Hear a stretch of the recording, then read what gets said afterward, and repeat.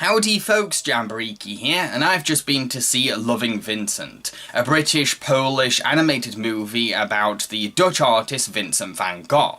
This movie is from the perspective of a postman's son called Armand, who is given a task by his father to deliver a letter to Theo Van Gogh from his brother Vincent. So while Armand is on this adventure to deliver a letter, he interviews different people that knew Vincent to try and work out why Vincent might have shot himself. Now, the most notable and distinct thing about this movie has to be its visual style. The filmmakers basically filmed live-action actors performing the characters, then hand-painted over every single frame, and over 100 artists were employed to do this. Not only does this create a rich, colourful palette for the film, but it also reflects Van Gogh's art style. The movie looks like Van Gogh's paintings are coming to life. It really does, and it looks so beautiful. The story itself is a mixed bag. First of all, we have the investigation, which can sometimes be quite gripping and engaging because we're piecing pictures together. We're trying to work out what actually happened, why Vincent might have killed himself, and maybe someone else killed him. And it's just very intriguing. And I like that we get to see different people's perspectives on Vincent.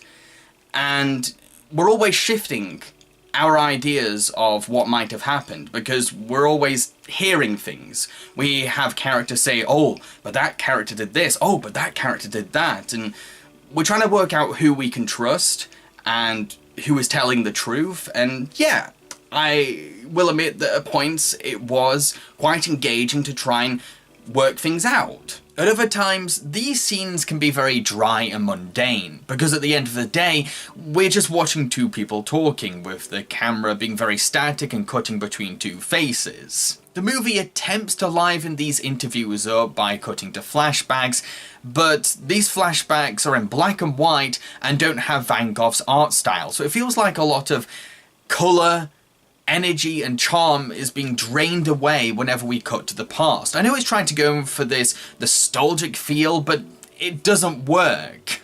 You already have this really interesting art style for the film. Why suddenly change it like that, so drastically?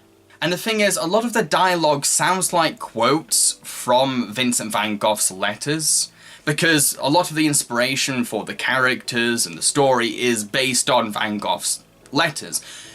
And so it just feels like the dialogue is coming across as a bit forced and odd. Like, people don't talk like that. People write like that, but they don't speak like that to other people. And it feels like a massive shift when you can tell it sounds like they're simply almost word for word quoting from the letters. I don't know if they did just simply copy what the letters said, but it has that kind of feel. The dialogue can come across as a bit off at points, a bit too over-dramatized.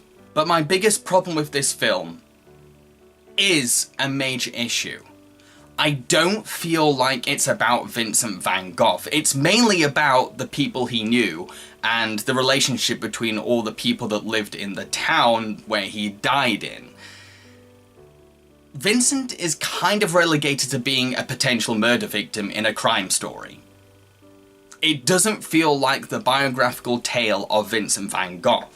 Van Gogh is less of a character in this movie and more of a topic of conversation. It makes me think, why didn't the filmmakers just make a documentary? Sure, sometimes we get little glimpses of his passion for art and who he might have been, but he's still not the central focus. He's still not on the centre of the stage for this film. This film does not feel like it's about Vincent Van Gogh. And that is a letdown. The movie is more about Armand's investigations and the tension he creates while snooping around the town. Yet the movie wraps up in a way that it was indicating that this movie was all about Vincent Van Gogh and how amazing he was, even though we barely touch on Vincent's life, work and passions. A character even turns to Armand and says, hey, you know about Vincent's death, but do you know anything about his life?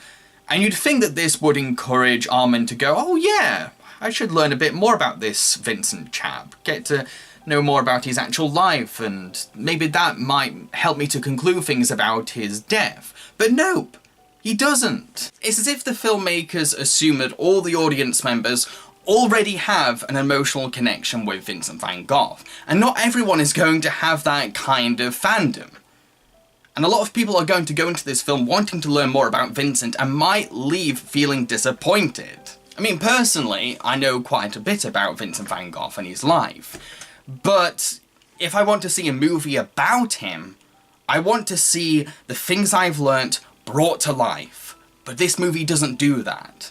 To conclude, Loving Vincent is good, but the problem is that it could have been much better, and I'm not fully satisfied.